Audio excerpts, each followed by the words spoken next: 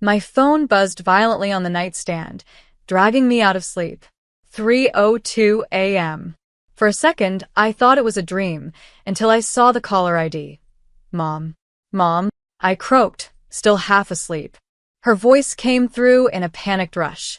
Lena, your brother's in the hospital. They said he'll suffer through the night unless we pay immediately. The bill is $12,600. Send it right now, or they'll refuse treatment. I blinked into the dark, trying to process the words. My heart thudded once, then went cold, because this wasn't the first time I'd gotten that kind of call. Mom, I said flatly, where's Noah? They're working on him. He needs the money now. I sat up, rubbing my face. Call your precious daughter, I said, voice sharp now. The one you always believed. The one who never paid a cent but took all the credit. There was a pause. Lena, please. Click. I hung up and dropped the phone beside me. My hands trembled, but I told myself it was just anger. Mom had pulled emotional emergencies before, always for money, always late at night, always when I was too tired to argue. But this time felt different. The silence after I hung up wasn't relief, it was wrong. Heavy. I rolled over, trying to sleep again. But something in my gut whispered, what if this time, it isn't another lie? And that whisper wouldn't let me rest. The sunlight sliced through my blinds far too soon. My phone, face down on the nightstand, vibrated again, this time with an unknown number. I almost ignored it. Almost. Hello. I muttered, voice rough from no sleep. Is this Lena Collins? A deep voice asked. This is Officer Ramirez with the Seattle Police Department. Every trace of drowsiness vanished. Yes, this is Lena. What? What's happened? There's been an incident, he said carefully. Your brother Noah Collins was admitted to St. Mary's Hospital last night after a roadside altercation. He's stable now, but we need you to come in for a statement. My stomach dropped. I sat up so fast the blanket tangled around me. Wait, he's alive? My mom, she called me last night, said he needed money or... Ma'am, the officer interrupted gently. Your mother's been here since 2:30 a.m. She's the one who called the ambulance. The phone felt slippery in my hand. Then why would she tell me? He sighed. Maybe you should come down here and ask her yourself. The line clicked. I sat there, stunned. The same mother who had screamed for money at 3 a.m. was sitting safely in a hospital waiting room right now, probably sipping coffee, maybe even crying. But $12,600? That number wasn't random. That was my savings balance, down to the dollar. My heart pounded harder now, not from fear, from realization. Someone had known. Someone had planned that call. And it wasn't just about my brother anymore. The drive to St. Mary's felt longer than it should have. My coffee sat untouched in the cup holder. The highway looked too bright for how sick my stomach felt. I kept replaying the 3 a.m. call, hearing every fake tremor in Mom's voice. When I reached the hospital, fluorescent light washed over a row of plastic chairs and vending machines. Mom sat in the corner, designer coat draped over her shoulders, scrolling her phone like she wasn't the reason I hadn't slept. She looked up startled. Lena, you came. Of course I did. I kept my voice level. Where's Noah? In surgery earlier, but he's awake now, she said quickly. They said he'll be fine. Thank God.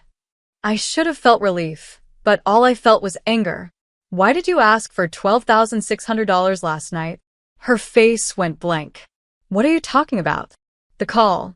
You said he wouldn't get treated unless I sent it. You screamed at me for not helping. For a second, something flickered in her eyes, confusion, maybe fear. But then she shook her head. Lena, I never called you. A chill ran through me. Mom, it was your voice. You said. I was here with Noah all night. You can ask the nurses. My knees weakened. If Mom hadn't called, who had known the exact balance in my savings account? Mom frowned. Honey, what's wrong? I swallowed hard. Someone pretended to be you. And whoever it was, they knew everything about me. Mom's brow furrowed. Pretended to be me? Lena, that's ridiculous. Who would? I don't know, I said, glancing around the quiet hallway. But they knew my savings amount down to the last cent. That's not random. Mom looked genuinely shaken now. You think someone hacked you? Maybe, I muttered. But how would they even know my brother was here before the police did? She didn't answer. Her eyes flicked toward Noah's room, where the faint sound of a monitor beeped. For a second, I thought she might cry, but then the door opened, and Noah's girlfriend, Tessa, stepped out. She looked startled to see me. Lena, you're here. Obviously. I forced a smile. I heard about Noah. She nodded slowly, brushing her dark hair behind her ear. He's sleeping now. It was just a concussion. Thank God. Mom stood up. I'm going to get coffee. She left too quickly. I turned back to Tessa. Hey, can I ask you something? Did you hear anything weird last night?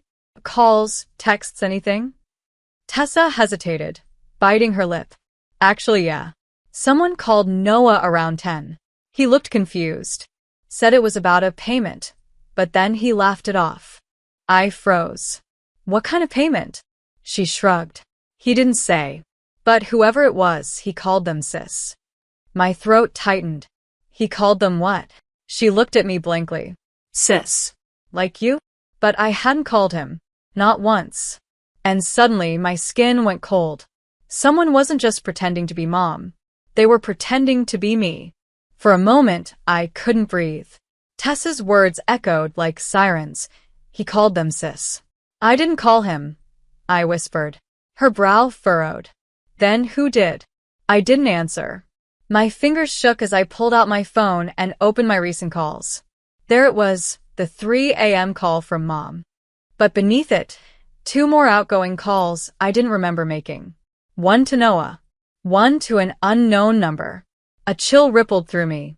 Tessa, when Noah got that call, did he say anything else? She thought for a moment. Just that he'd take care of it. Then he left the apartment, and an hour later, he got jumped near a parking lot. The police think it was a mugging. A mugging. But now it sounded more like a setup. My heartbeat drummed in my ears. Tessa, can you text me the number that called him last night? She nodded, quickly typing. My phone buzzed with her message, a long number with a Washington area code. When I dialed it, a metallic voice answered immediately. This number is no longer in service. But that voice, it wasn't robotic.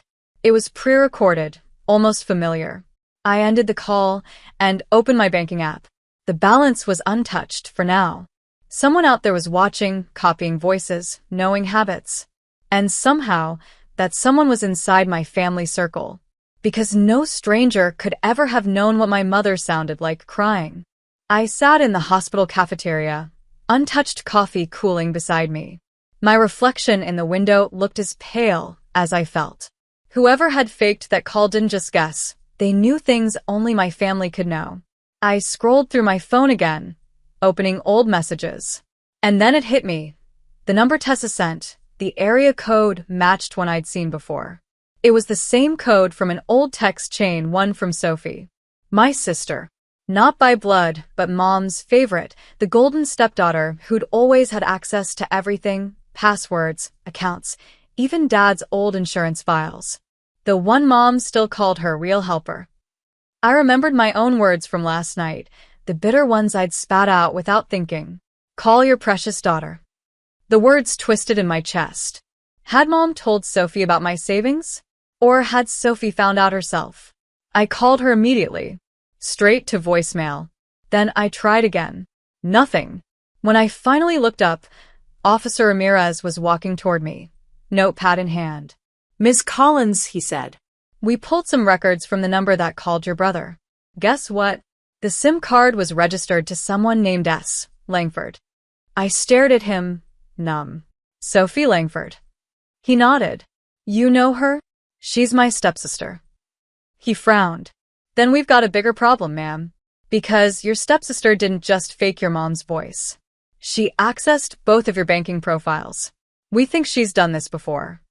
My pulse pounded in my ears. Before I could respond, my phone lit up with a new message.